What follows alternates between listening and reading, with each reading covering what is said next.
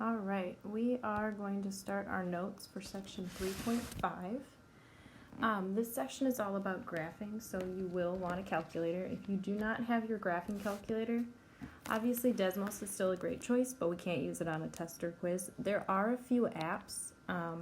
If you just search TI-84 in your app store, there's a few. This is one that I found that's kind of nice, and it looks just like the TI-84 that we've been using in class normally. So when we graph these, just a reminder of our definition here. So a radical function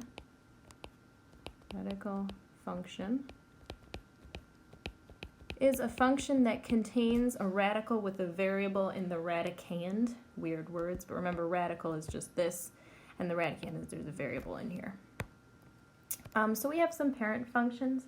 We're going to be using our tables to graph these, but there are some tricks that we can use. First of all, remember the square root. If a square x is always the parabola, then the square root is always going to be a half parabola like this. And remember, if we had a negative one, it would look like this. And then the cube root is kind of like it's almost like a stretched out S that runs through the origin like that. So we're going to graph these functions, and we're going to state the domain and the range. As a reminder, domain is our possible x values, and our range is our possible y's.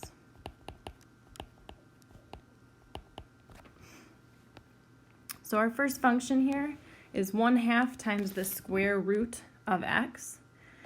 We have two boxes down here. We want to look at the parent function, which is just the square root of x. So we're going to go ahead and graph that. So on your calculator, I took a screenshot here, but on your calculator, remember, you go to your y equals, and once you're there, you just hit second, and then there's this button right here, second square root of x.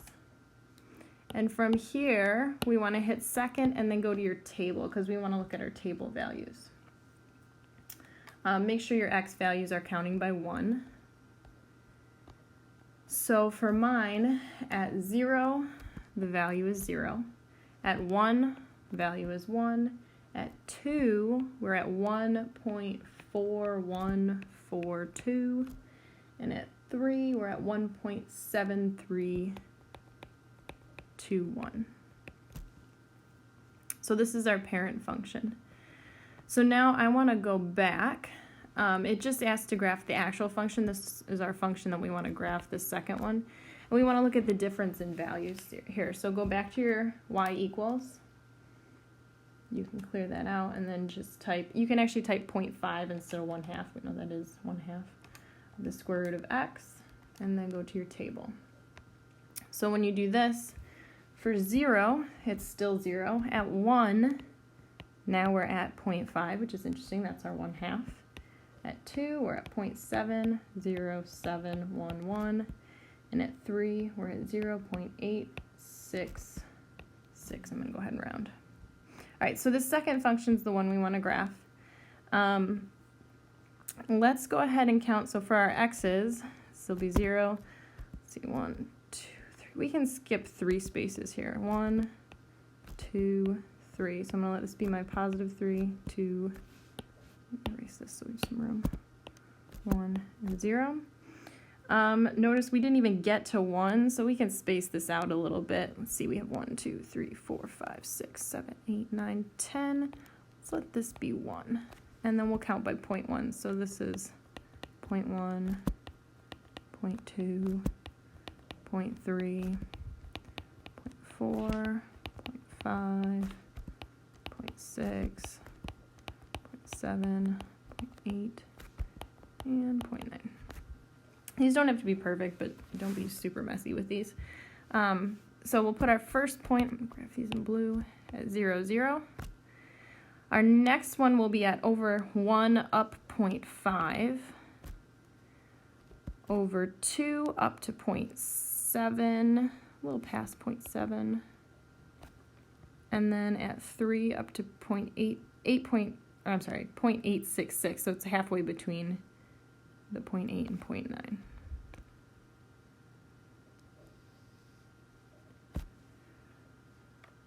All right, if you guys look back at your table, this was not included and it probably should have been.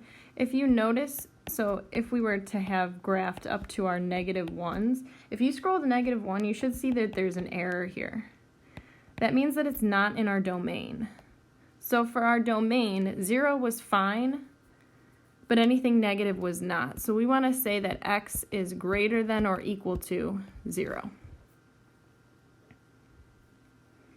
And for our range, the same is true. We never went into the negative. So x is greater than or equal to, I'm sorry, not x, y is greater than or equal to 0.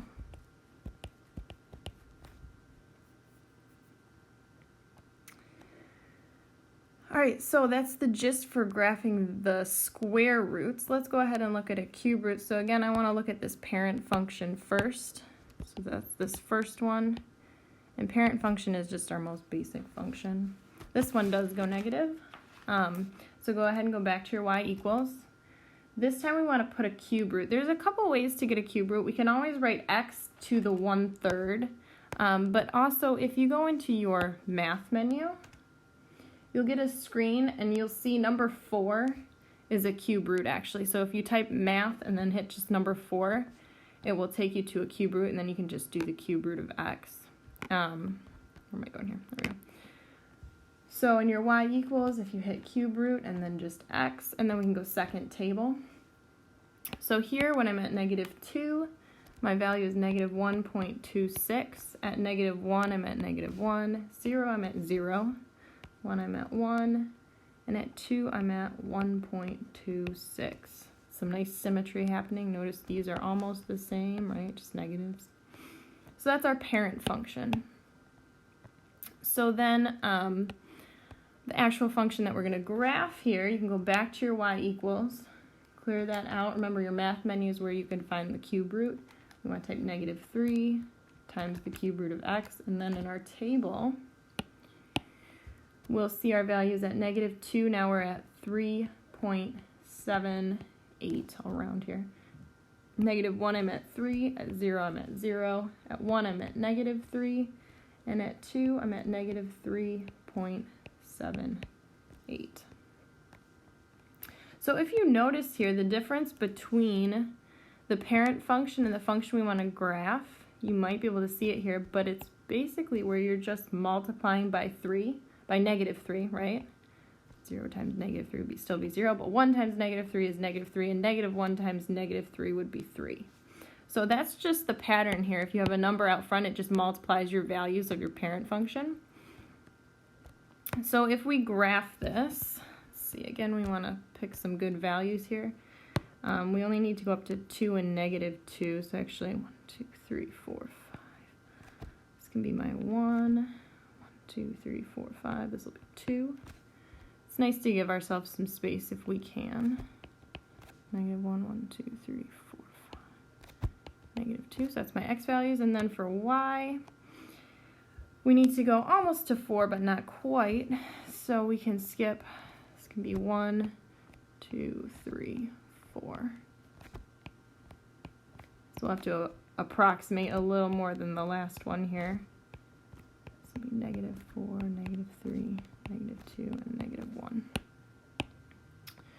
All right, so when we graph our function here at -2, we want to go up to 3.78, so it's almost at 4, but not quite. At -1, we're at +3. At 0, we're at 0. At 1, we're at -3. And at 2, we're at -3.78, which again is almost -4, but not quite.